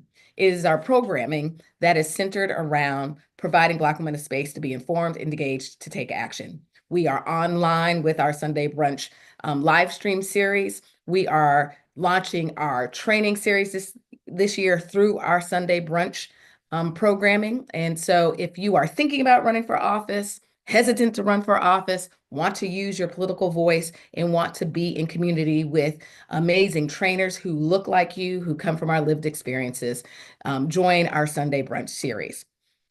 But to be able to build the program we need to move forward, we need to hear from you. And so we are asking you tonight to take our hashtag Black Women Lead census. It is a census that will be data-driven to shape our strategies and remind the world that Black women lead in every zip code and in every community across this country. This census is more than just a check-in. It's how we will take stock of who you are, what we care about, and what is needed to move forward. So take a moment or a couple of minutes to take this survey so that we can continue to be in partnership with Win with Black Women. What I love about this community, we all belong to multiple organizations. When we use our time, talents across institutions, may it be our sororities, our civil rights organizations, our community organizations, Win with Black Women, Higher Heights, the Black Women's Leadership Collective, we are building stronger power. And so Joteka and Holly, always love being here, love being in community. And we are going to be live in New York City next week, y'all, on May 4th.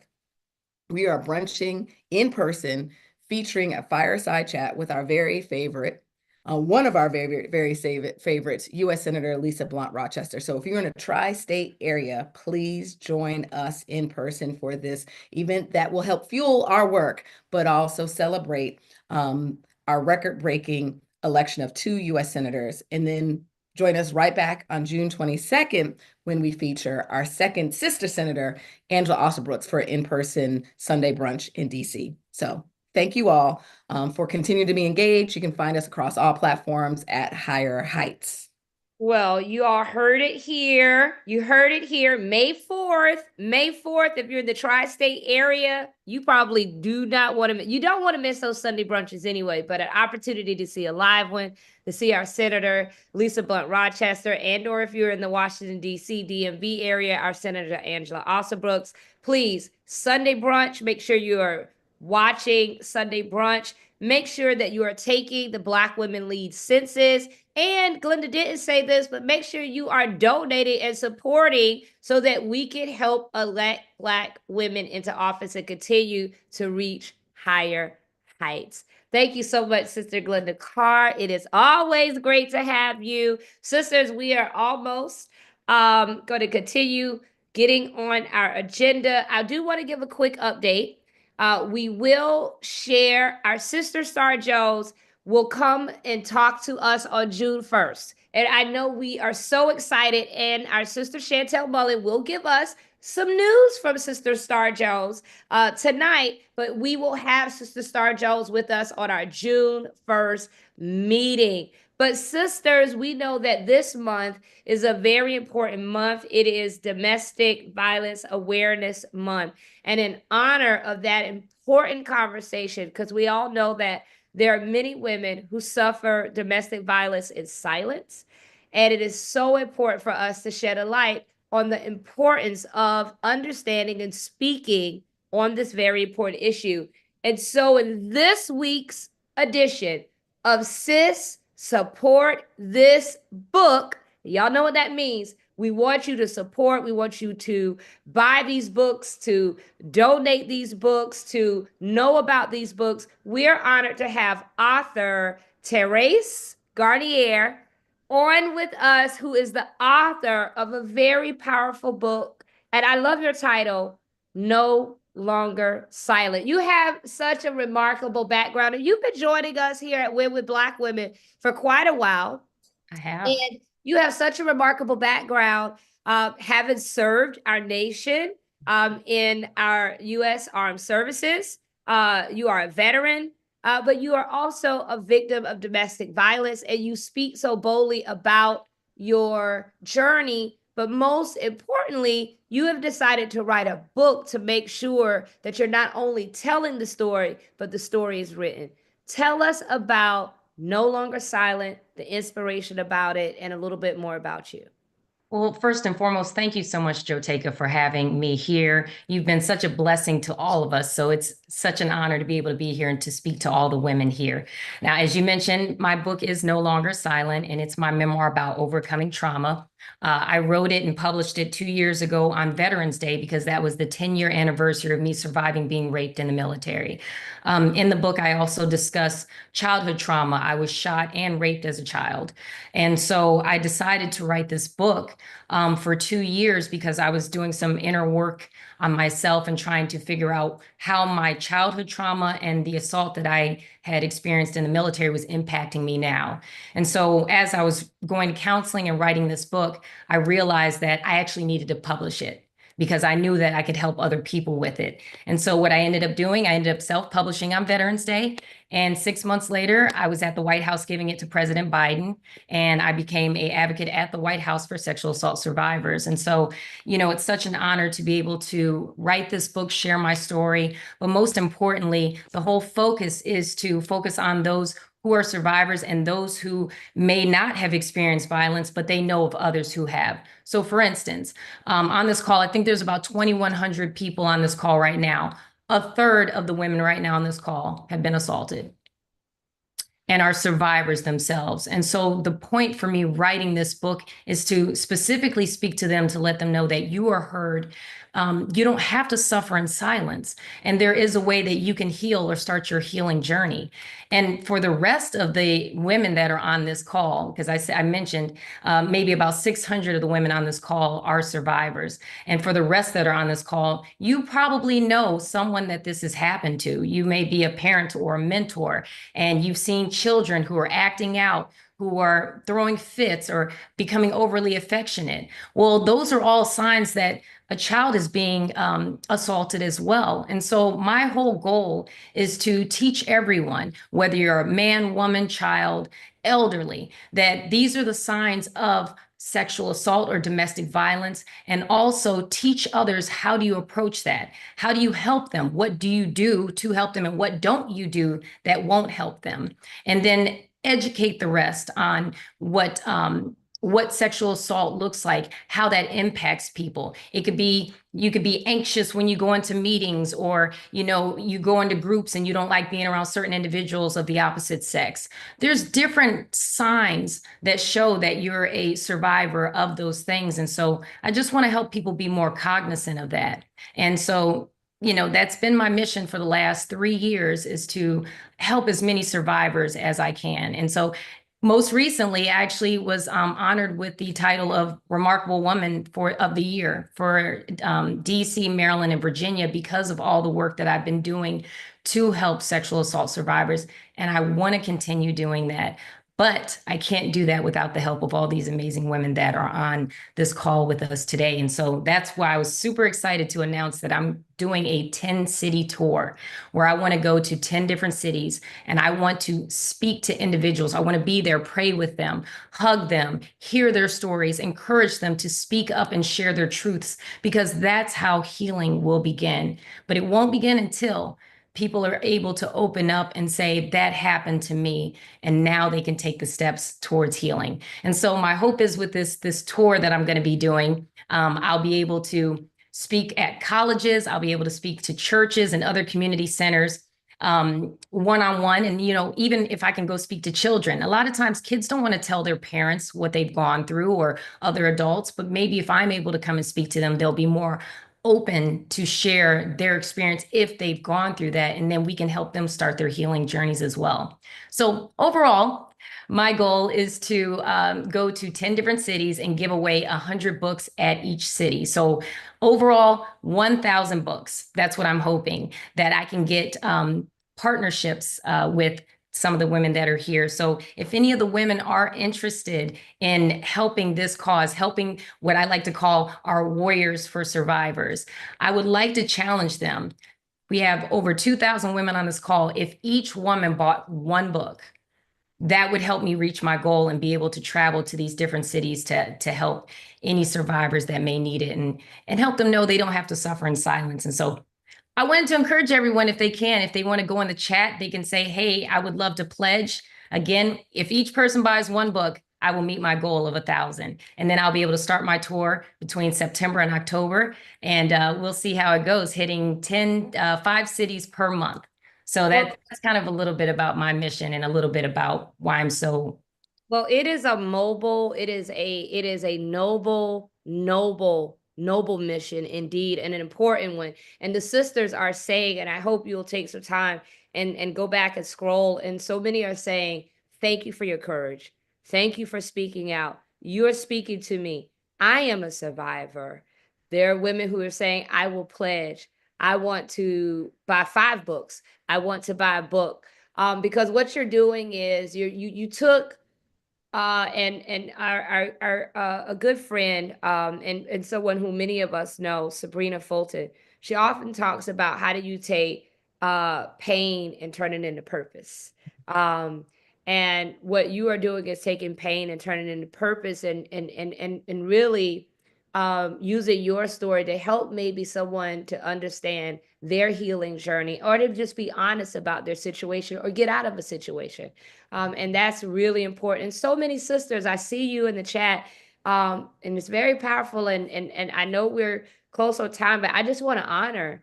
Sometimes in this space, we just let the space be the space. And so I don't want to rush this space, because there are many women who are writing that I am a survivor. I'm a survivor. And so they understand and are reflecting in this moment. I want to give space. I know we have a slide, because sisters are asking, how can we get in touch with you? How can we follow you? I think we're going to put the slide up right now, that the tech team could show. But we are hoping that you can support this book. This segment is really about elevating our power. Again, the collective power to uplift Black women, our image and our power. And our power, our self-power, is very important as well. And our economic power to buy these books, to be able to minister with these books, to help heal with these books, but also to empower with these books. So I'll ask the tech team to put up the graphic so that we can give everyone all of the information on how they can support this book. I think it's going to come up. Hopefully it'll come up in just a moment. We have, while we are waiting for that to come up, we have put in the chat where you could go to the website and you could get all of the information on the website so that it is there. And I know that the flyer is coming. I believe that it is there. There it is. No Longer Silent, the 10-city tour. This is how you could contribute. Sisters, we're going to let this sit here for a while so that you could just take your phone. You could put it up on the screen. You can look at how you can Venmo or purchase the book. You could put a note in there, and I'm sure that Therese will be able to be in touch with you. And also you could go to her website, and you can find her on social media, and you can also see her on television. I see her on Roland Martin and other places, really speaking truth to power. Sister, I want to thank you again for coming. Sisters, for those of you who may miss this, it will be in the resource recap meeting notes that'll come out later in the week. So you'll have all of this good information. Sister, thank you for your voice. Thank you for your advocacy. Thank you for your courage. And thank you for coming to Win with Black Women. Thank you. Thank you for having me. And thank you to all the women that just shared their experiences. That takes a lot of vulnerability, and you're already starting your healing journey just by sharing that with me. So thank you all. I appreciate you. Thank you. Sisters, we are at the very important part of our agenda. It is the last segment, but it's so important because this sister always brings it with the style and the grace, and she looked good doing it. But there's a lot going on with Black women across the country. We try to capture these announcements so that you can be engaged. I'm going to turn it over to you, Sister Chantel Mullen. Over to you, sis. Well, good evening, good evening, good evening, Sister Joe Taker. I've got some announcements for everyone. So let me share my screen. All righty. So our announcements for this evening. Don't forget, we've got our schedule that we have released for the Sunday night calls. Our next call is going to be on May the 4th. So go ahead and lock that in. You know what? The state of the people, they are rising, they are rolling, they are bringing the revolution to you. They were in my home state, Atlanta, Georgia, this weekend, and they're rolling next to Durham, North Carolina. If you are interested in following what is going on with State of the People. You can follow them at stateofthepeople.media, and you can follow them on social media, State of the People. I watched a little bit of it. It looked like some really good stuff. Are you running for office in 2025? We are still having our candidate conversations, the 3 C's. We are looking for Black women who are running in 2025. We want to help you amplify your messages out to your voters. We're actually having a conversation this Tuesday. So watch us on our live stream on Facebook and YouTube and Instagram. And so if you are a sister who's running, or you know a sister who is running, scan that QR code and you can sign up for a time to have your conversation. Don't forget the African American Policy Forum, their Freedom to Learn Week of Actions. It has started today. And so here is the schedule. This is the Hands Off Our History schedule. And so check out these activities, support. They also have a Freedom to Learn Daily Action Guide. And so here are some things that you can do during this Freedom to Learn week. Also, here we go. Freedom to Learn. This is the DC activation. This is going to happen on May the 3rd. It is happening at on the John A. Wilson building steps. So they can walk over to the Smithsonian National Museum of African American History and Culture. This will happen from 11 to 1. So scan that QR code. You can see the full list, but this is specifically one that is happening in DC. Also, the New York City citywide leadership team, they're going to have some federal education updates. So if you want to learn more about what is happening with federal education, all of the departments, join them on May the 13th at 9:30 a.m. It is going to be streamed live on YouTube. Now, just a reminder, our sister Star Jones couldn't join us tonight, but she is coming. And guess what she's doing? She is actually, they film divorce court and they show us those, but she is doing live streams of her court. So these are the dates. You can watch her live. You can watch it happening live and in color. So these are the dates. We are looking forward to having her come back. It is live streaming on YouTube, but I can't wait for her to get here so she can tell us all the tea about what's happening over on divorce court. Just a reminder, this is our Black business owned form. Submit it here. We're going to release this as soon as we get it finished and post it on our website, so you can still submit businesses here.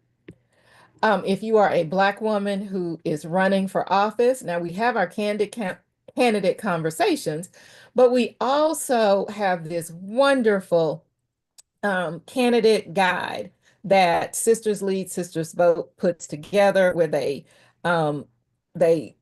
track all of the Black women who are running for office. They also amplify your election dates. So make sure you sign up, or if you know a Black woman who's running for office, share this information, because what? Sharing is caring. Again, we always like to have opportunities that we share with our sisters. Sisters, you've got some opportunities, some consulting, some jobs, some funding. Send those to Jewel Love. Where? At info@winwithblackwomen.org. Make sure you get them to her. She sends that list out weekly, and the deadline to send them to her is by 6 p.m. on Sunday, and that's 6 p.m. Eastern Time. If you have any announcements for Black women-led and Black women-centered events, you can also send those with the subject line announcements to info@winwithblackwomen.org. Now, make sure that you're sending announcements to us that are timely. Please look at the schedule of the calls. if they are something that'll occur before the calls, you can send them to us, and we're happy to post them in our Win with Black Women Facebook group, or you can join the Win with Black Women Facebook group and post them there yourself. Don't forget, we have a Win with Black Women C4 donation link. If you would like to give us a love offering, because you know, Zoom ain't free. And y'all, every week I'm just gonna tell you, I just am amazed how expensive Zoom is. But anyway, here's the link. Scan it, share it. And with that, Joe Taker, those are our announcements for this week. And I'll see you on May 4th. Oh, actually, I won't. May the 4th be with you. Yeah, may the 4th be with May you. the 4th be with you. Thank you so much, Sister Chantel Mullen. And really, thank you to all of the sisters that power Win with Black Women. It is a team effort. You know, I do this every Sunday. So big shout out and big love to our sisters, Jewel Love, Sister Christina Q, Sister Edwina, Dr. Edwina Ward, Sister Holly Weeks, our good sister Chantel Mullen, our good sister, my good sister in all things good trouble, Sister Holly Holiday, and the producer with the mostest, Sister Donna Brazil, to every single woman who graced the stage with her expertise, sharing her knowledge, her inspiration, and her story with us. We thank you. Win with Black Women would not be what it is without all of us. And with that, sisters, we are going to close in the spirit. And we're so honored to have our good sister, Dr. Frances Richards, to close us in the spirit. Immediately following the closing of the spirit, sisters, we will go into what is called after hours. After hours, a quick breakdown. Go to the bottom panel. Look for breakout room. If you do not see breakout room, look for more. Click on more, and then you'll see breakout room, and you could join one of 2 rooms tonight. We will not have the federal workers tonight because those leads are not here, but we will bring it back in May 4th. Current affairs, sister check-in, wellness, if you want to just go in there, and in those rooms you talk to each other and you can move from room to room. So I wanted to make sure that you all know that you could do that. That will only open after the spiritual close. And with that, sisters, thank you. We will send a recap email. We appreciate you. And I turn the Win with Black Women stage over to close us in the spirit, Dr. Frances Richards. Thank you, Joteka. Trust in the Lord and do good, so shall thy dwell in the land, and verily thy shall be fed. Delight thyself also in the Lord, and he shall give thee the desires of thy heart. Commit thy ways unto the Lord. Trust also in him, and he shall bring it to pass. And he shall bring forth thy righteousness as the light, and thy judgment as the noonday. That was Psalms 37, 3 and 6. Dear Heavenly Father, we thank you and we praise you. We magnify you. We exalt you. We thank you and praise you for this gathering. We ask that you bless every sister that was represented here individually and collectively and her homes. We thank you that safety is of the Lord. We thank you that you protect our going out and our coming in. You said in your word that no weapon formed against us shall prosper. Any tongue that rise up against us shall fail. We thank you, Father God, that you said in your word, heaven and earth will pass away, but your word will not come back void, but it will accomplish that. You said where 2 or more gathered in your name, asking anything, that it shall be done. I thank you for blessings for each and every leader. Thank you for blessing each and every lady, each and every Win with Black Women and their household. We thank you for protecting our children. We thank you for protecting our loved ones. We thank you, oh Heavenly Father, that the joy of the Lord is our strength. You said that we could speak to the mountain and it shall be removed. We decree and declare blessing, strength, health, and wellness over each and every one of our lives. We give you the praise, the honor, and the glory in Jesus Christ's holy and precious name. Amen and thank God. Amen and thank God. This has been a wonderful night. Sisters, as you are leaving or going to a breakout room, we love to hear from you. Write in the chat something that you enjoyed tonight. Was there a particular moment? Was there a quote? Was there a word? Was there a speaker? Was there something you learned tonight? Put it in the chat. We'd love to see it. We actually do go back and try to read the chat and capture as much from the chat, but we would love to hear your feedback, your thoughts, and any suggestions that you have, because we want to continue. This is a space for you, by you, for us, by us, our love letter. So we would love to see your feedback. Oh, I see never scared. We never scared. That was a very powerful moment tonight from Senator LaFonza Butler. And the chat is moving really fast. A lot on ActBlue, LDF, the CEO of ActBlue, Karen Finney. Every speaker was just dynamite. This is just really helpful to see. ActBlue. I'm trying, it's going so fast, seeing all of this. Sisters supporting sisters, everything was excellent. Just try to read it out here. Absolutely